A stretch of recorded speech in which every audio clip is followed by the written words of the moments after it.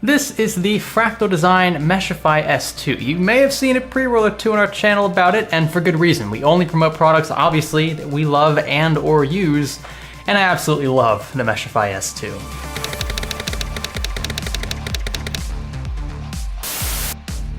Now, before we get carried away, which is, it's easy to do with this chassis, I want to preface this video by stating that I don't intend to, throw in the deep dives into the case features like I normally would in a review of this caliber, and that's because the Meshify S2 is a lot like other Meshify, not just Meshify cases, this is a lot like other Fractal cases in general. The Meshify C obviously is the more compact version of this, and then also the Define R6, which shares, I believe, the exact same dimensions. It's the same chassis basically, and then just emphasizes a bit more airflow, whereas the Define R6 was more for hard drive support and staying more stealthy overall. The Meshify S2 obviously features a large mesh front panel, nearly identical to the Meshify C's, as well as a large pop-out mesh panel up top with a push lock mechanism at the rear, similar to the Define R6's. Hardware support includes up to a 360mm fan rad combo up front, as well as up top, and either a 120 or a 140mm combo at the rear. Fractal includes 3 beefy 140mm fans with the Meshify S2. They run quiet, and the all-black profile is nice for these, but the fans are only voltage controlled, no PWM support. Now, to compensate, a large fan hub is included behind the motherboard tray with dedicated 3 and 4 pin support. I'd normally,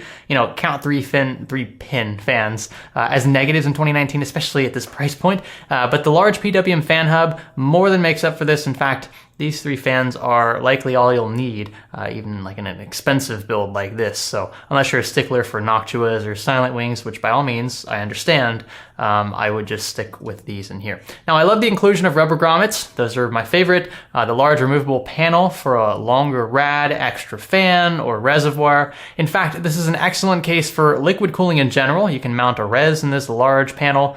You can also mount it directly to the panel next to the motherboard tray. So if you want to put a 360mm up here and a reservoir, there's plenty of room for all of that, including a very tall reservoir. It's an often overlooked feature with mid-towers like this one, so that's why I'm mentioning it. But if you're looking for something smaller than full ATX, right, to show off all the custom loop goodies, the Meshify S2 is a great candidate. Now, on the rear, you'll find a 7+2 slot config, so 2 vertical brackets if you're into, throwing a custom water block up here, PSU bracket and cutout for loading units from the rear, which I prefer, the 120mm or 140mm fan mount, a rear IO cutout, and the top panel button that we highlighted earlier. Lastly, behind the right panel, you'll find 3 hard drive cages secured with thumb screws, 2 dedicated SSD trays, included Velcro straps and tie points in all the right places. It's honestly a builder's paradise. I know me saying that sounds like I'm fanboying pretty hard over this case, but after building in dozens upon dozens of these things, I can say with certainty that this is one of the best I've reviewed. The attention to detail here is insane, and I really appreciate it. Honestly, it goes a long way. An example would be this tiny little cutout up here above the rear IO cutout. Instead of just having to, wrap your fan cable across your motherboard and through your EPS cutout, which is going to be a bit big, you can discreetly hide your fan cable through this tiny hole against the rear of the chassis. I love it. It's a small thing. You probably will overlook it until you actually build in it, and surprise, that's a Fractal case for you. Now, another cool feature this case has is near toolless design for the left and right panels. The tempered glass on the left side is only slightly tinted, which is nice, and it simply snaps into place. I'm actually curious, I never tried to install the right panel into the left panel spot. Let's see if I can do that. It's probably not gonna work, but we'll just try it. Go all the way up there, and then just...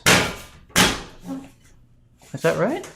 Yeah, it fits. Okay, cool. So if you want to, I don't know if they sell these panels separately, but if you just want to close off the case and not have like a tempered glass panel here, you can just put the right panel over the left panel slot. I assume you could do the same by putting the tempered glass panel on the right panel slot. That's really weird, but it's cool. It just shows you how functional the case is overall.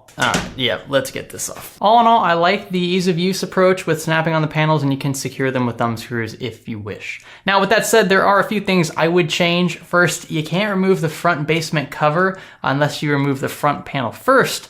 That's not an issue in and of itself. The problem is the front IO wiring is connected to that front panel. So if you remove the front panel, you have to kind of mind those cables because they're all kind of running to that thing. So yeah, it's kind of annoying. I wish that the cables would have been, you know, hardwired to a separate little box that's attached to the chassis and not necessarily that front panel. It's a little annoying, but it's, again, something you're gonna really come across only once or twice if you build in this thing. Just something to keep in mind. Another thing I really haven't liked lately about these larger Fractal cases, I mean, I know they're supposed to be larger, right, for the hard drives and whatnot. The Define R6, it made a little more sense with, and of course you want custom loop support, but I feel like there's a little too much space between, I mean, this is a large graphics card from ASUS right here. This is a 2080 Strix.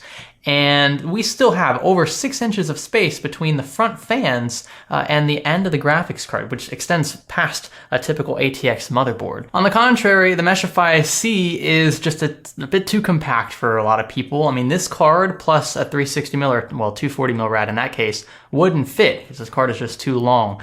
So we need like a healthy middle ground, and I feel like this is just a little too long, and the Meshify C is a little too narrow from front to back. So that's just my take. Honestly, I'd like to see a little more differentiation between Fractal products. I understand like they're not trying to reinvent the wheel. I mean, the wheel works the way it is, so just keep going in this general direction, but the dimensions need to change just a little bit. We need a healthy middle ground, something similar to NZXT's H500, right? Where there's just a perfect amount of space there.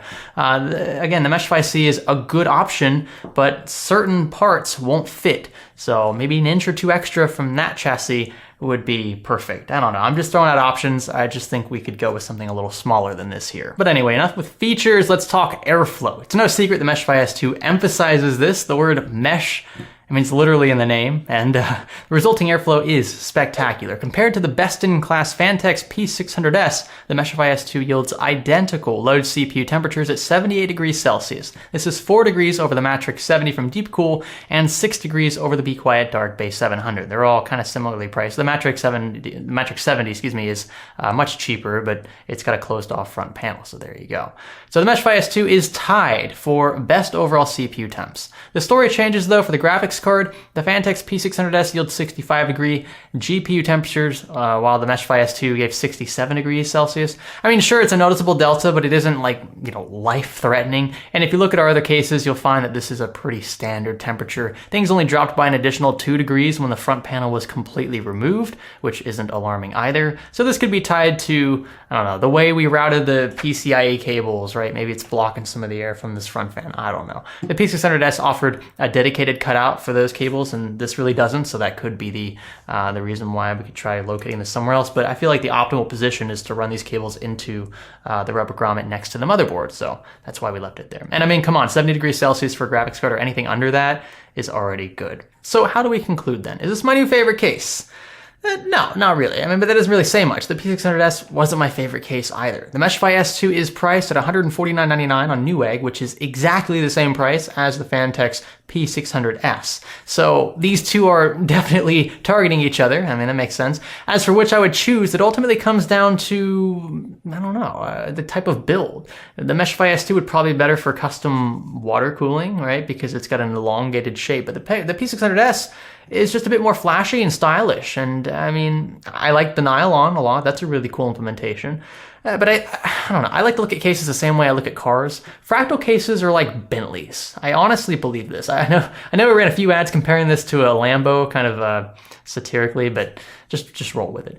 Bentley chassis are classy, right? The frames are beautiful and roomy. The insides are all spacious. The internals are functional and styled. The layout is conventional to an extent. On the other hand, modern Phanteks cases are a bit more about flair. The RGB integration, for example, the grooves and the curves, they don't look like your run-of-the-mill cases. Kind of like McLarens. You buy those cars for different things, right? Bentleys are easy to sit in and they're extremely comfortable, and McLarens are sharp and fast. You buy a Phanteks case because it looks unique. It's like nothing else on the market. You buy a Fractal case because it's functional. That's not to say that the P600S isn't, I just think this is more functional. And in the case of the Meshify S2, it's extremely functional. Cable management in these cases is a dream. It was a dream even in the more compact version, the Meshify C. These cases are not super flashy in that way, but whoever builds in the case knows that he or she is building in a quality product. And that's what Fractal Design offers. And you're paying for it. I mean, $150 is not cheap, but neither is the P600S. So then which would you choose? That's a question I'd like you to answer in the comments below. Thanks for watching, you guys. If you like this video, thumbs up, you know what to do. Thumbs down for the opposite, or if you hate everything about life, click that red subscribe button if you haven't already, and I'll catch you in the next video. This is Science Studio. Thanks for watching. Hope you like the new layout. Thanks for learning with us.